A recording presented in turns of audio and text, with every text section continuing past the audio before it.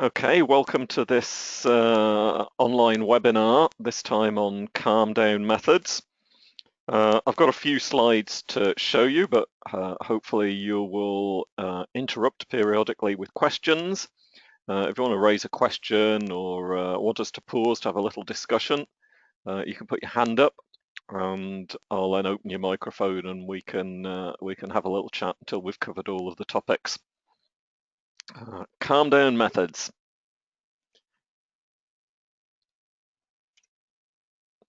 So here's some of the pictures. These are the typical pictures that I show at conference presentations these days. I don't know why this happens to do that. It seems to run on a schedule sometimes when you start these PowerPoint presentations. Anyway, these are the pictures that I typically show at conferences these days.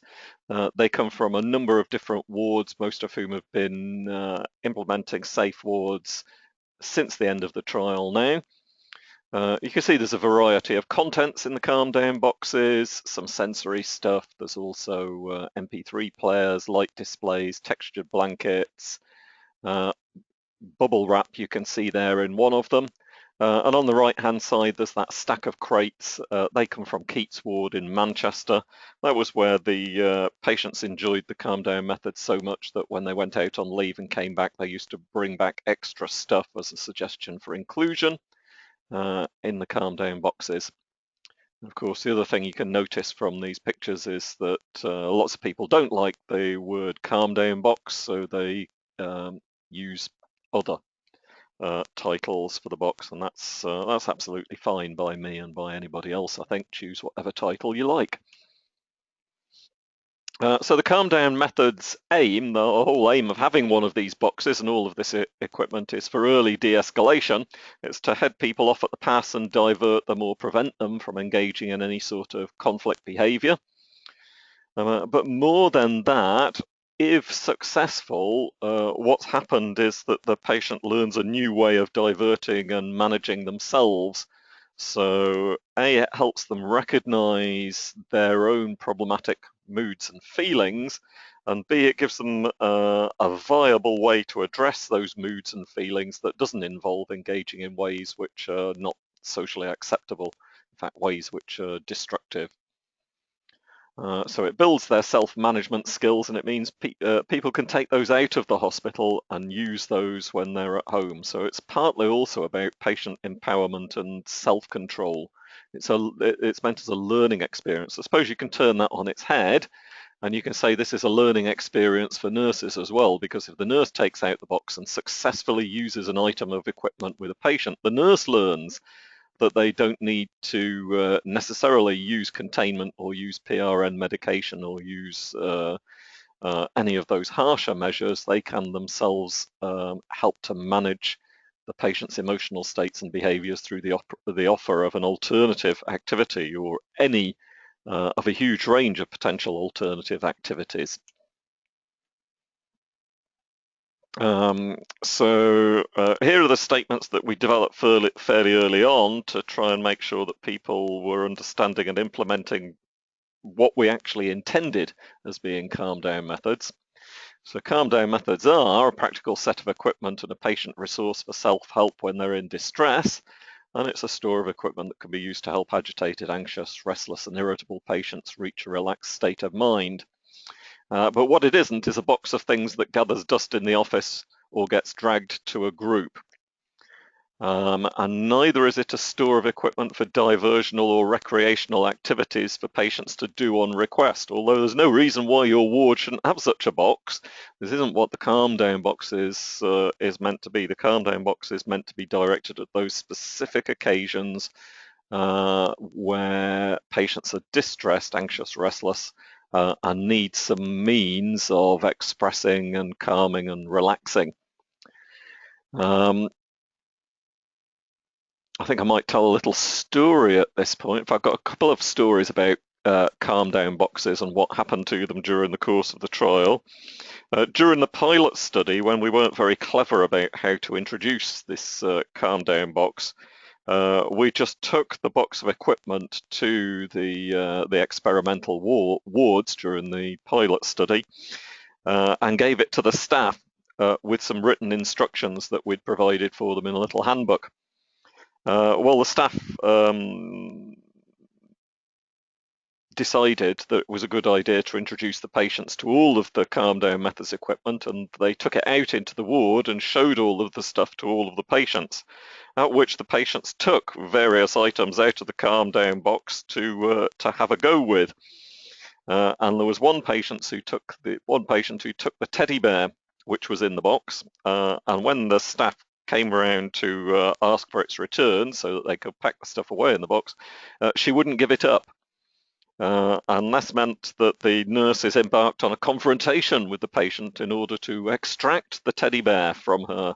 And this almost ended up in the staff calling the rapid response team in order to extract the teddy bear from said patient. So in fact, instead of reducing the amount of containment on the ward, we'd actually enhanced it by 1. We'd increased it.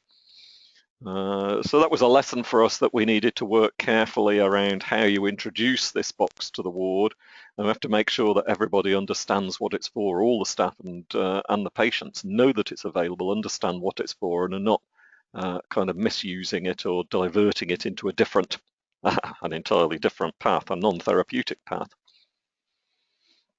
So the underlying theory here as to why this should work, why we included it in the 10 interventions, is that it reframes whatever the issue is. So you get from a position where the patient's saying things like, there's too much noise, you need to let me go out for some fresh air, you've got no right to hold me, patient so-and-so is getting on my nerves, you're not giving me the right medication, etc., to a situation in which you're saying, let's find a way together to ease your upset, distress, anxiety, restlessness, tension, oversensitivity, or whatever. So once that change has been made, once that reframe has been made, the calm down methods has been applied. As soon as you're with the patient talking about how together you're going to work so as to help them, you've moved away from a confrontative situation in which the patient is making a complaint to you. So that essential move from confrontation to partnership and working together on an egalitarian basis, that's what essentially calm down methods is for. Now, there's a lot of talk about sensory modulation. Sensory modulation is a term that's associated with the work of Teresa Champagne, I think, is the right name, who's in the States. She's done 1 or 2 kind of before and after studies about the introduction of sensory rooms, and there's an underlying theory about providing somebody with sensory stimulation that distracts them from their emotional states. Now, that underlying theory may be right or wrong, whatever works for the patient. But there was insufficient proof, there was insufficient evidence, if you like, in the literature at the point at which we formulated the Safe Wars model for that to be incorporated into the overall Safe Wars model. So when we're using this as part of Safe Wars, we're not trading on that particular theory. One of the things that's interesting, I think, about that sensory modulation theory is there's a complete lack of compatibility with the reduced stimulation argument for seclusion.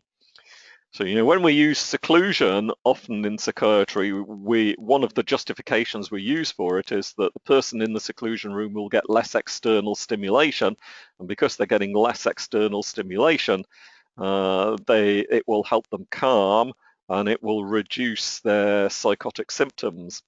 And yet here, on the other hand, the sensory modulation kind of theory about why sensory rooms work is that it's actually increasing the sensory stimulation in a different way.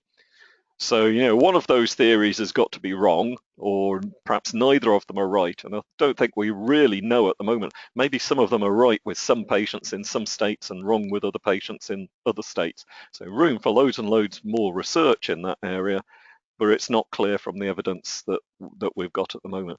Calm down methods not trading on that sensory modulation theory, although you can put as many sensory things in the calm down box as you like, just as long as you have a range of choices about what to offer the patient.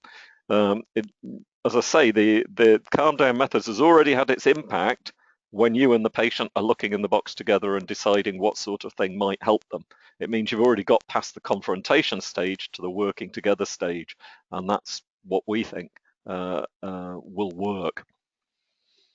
Now, there's no professional ownership required in calm down methods, no special assessment of patients required as to which item in the box they should have. There's no proprietary training required.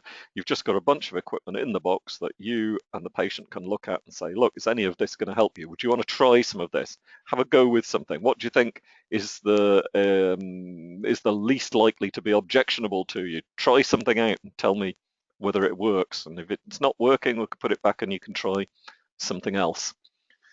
So healthcare assistants can do that, as well as can nurses, as well as can occupational therapists or psychologists or anybody else wants to do it. There's no special assessment required, no detailed forms to fill out, no 20 questions to ask the patient before you get to that stage. I'm going to pause just on the theory for a minute to see whether the attendees have any questions. Have you got any questions? Please stick your hand up if you've got a question or just a comment on this stuff.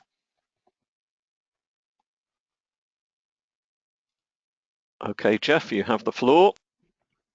I was just thinking about your comments on stimulation and not, and I was just reflecting back on my time on a ward and thinking that the kind of reduction in stimulation would often be the argument would often be that would be for people in quite manic states, that you would take them somewhere quiet and all the rest of it.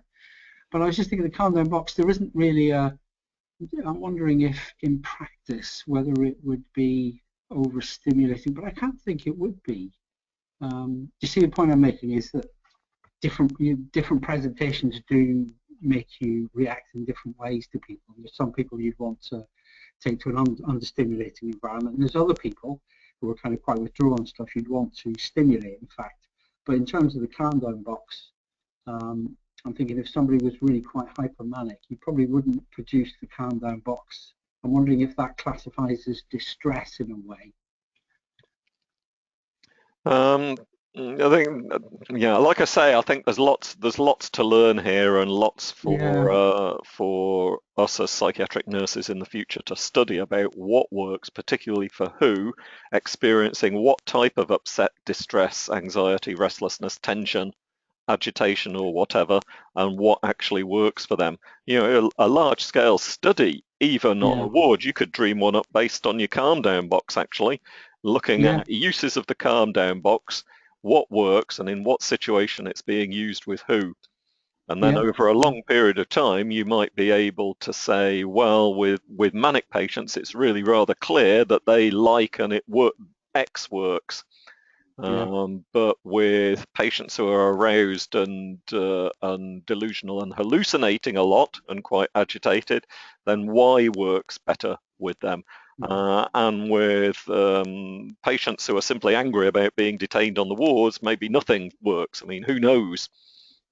We need to conduct that study in order to find out those things. It's one of the nice things about psychiatric nursing is, certainly for us researching academics, is hardly anybody's done any real research on this stuff before, and there is so much to discover and find out, so many ways in which we can improve the efficacy of our practice.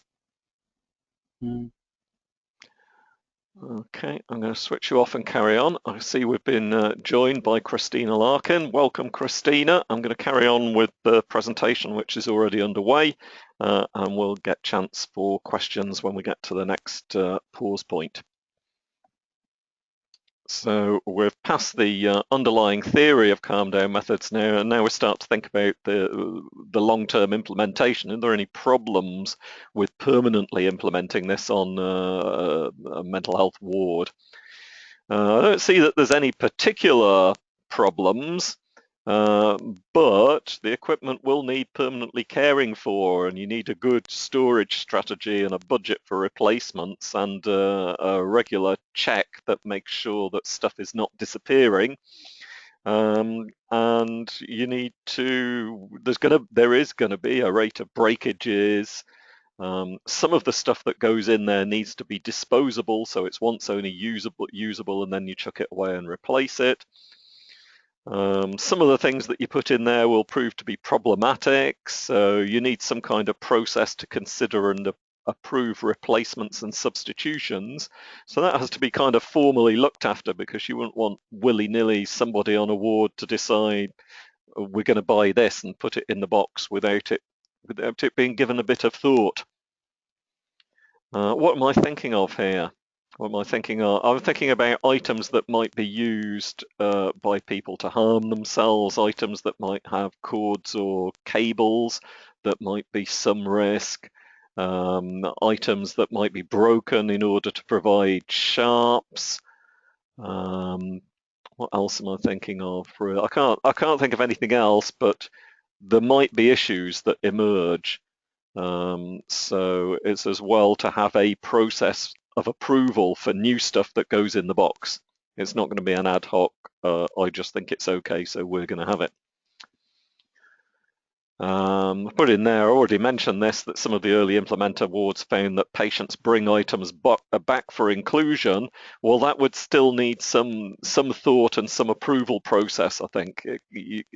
It can't be allowed just to happen just in case you get some later problem. You need some kind of due process, which means it's justifiable, that it's been considered by more than one person. And typically, I think when we went think about the list of stuff that we offered in the trial that was in the Calm Down box, we had that approved by occupational skilled occupational therapists, and we had infection control officers look at it, and we also consulted experienced ward managers, etc. And not only that, when we took the boxes to the wards, there were some items that some wards didn't want to have in there and others that they did. So there was kind of a local filter of involvement. You have to give some kind of recognition and some kind of proper process to doing that.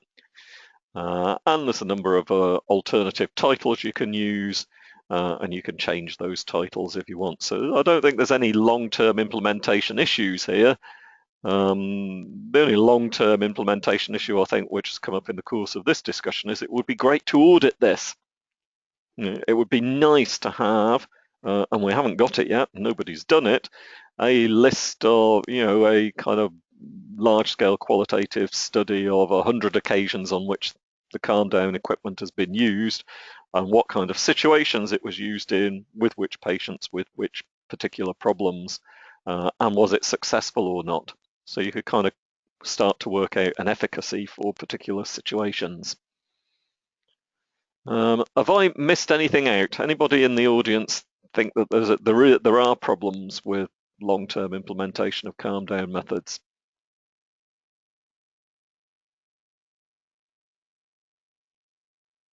Hand up if you want to make an offer. I've thought of one as I've been sat here, and this is one that emerged on some of the wards, is that sometimes if the positioning of the box was difficult, if you had trouble finding a place for it on the ward, and it ended up in a back cupboard, at the back of a back cupboard, then it ended up right at the back of people's minds and they didn't use it. So I suppose the long-term issue for me would be about encouraging continuous use by the team. And if I was a ward manager, what would I do? Well, sometimes you can't solve the storage situation because your ward is your ward, and the places you've got, the places you've got, and you might not be able to move something to make space for a more prominent position for the chill out box or whatever. But what I would do as a ward manager would be to take out the box into the handover every now and again and talk about how it might be used. Or if I was the champion for calm down methods and there was discussion going on about an agitated patient in the handover, I'd be waving my hand saying, have we thought about using the calm down methods? Did we offer calm down methods? In the debrief, after there'd been an incident, I've got a warning message here that my audio connection has been lost. Could you put your hands up, please, if you can still hear me?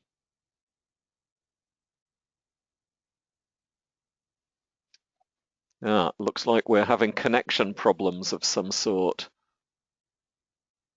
Um,